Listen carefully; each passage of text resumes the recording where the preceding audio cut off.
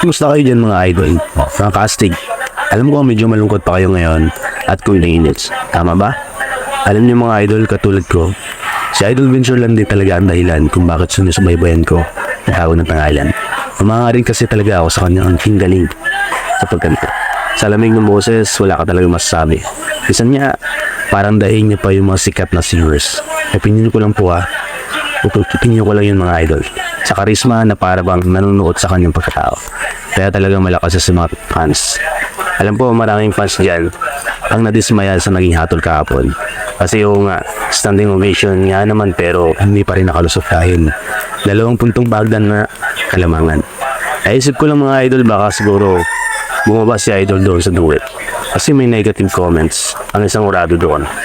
So may hint na tayo na medyo bumaba siya sa part na yun. Si John Padua kasi puro positive comments ang inilagay. Hindi ko lang sure kung may factor yung kaduet sa performance nila. Kasi medyo mahina at hindi umangat ang boses ni Vensor sa duet nila ni Janine. Yun lang po mga idol ang napansin ko.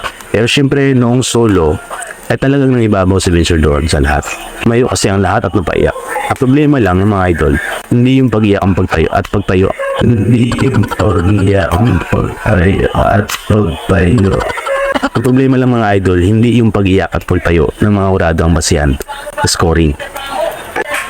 Pero alam nyo mga idol, kahit talo, tanggapin na lang natin. Huwag lang tayong mawala ng pag-asa. Gawin natin inspirasyon pagkatalo upang mas lalo pang magsumikap at magtagumpay. Salamat mga kastig sa Battle Showdown.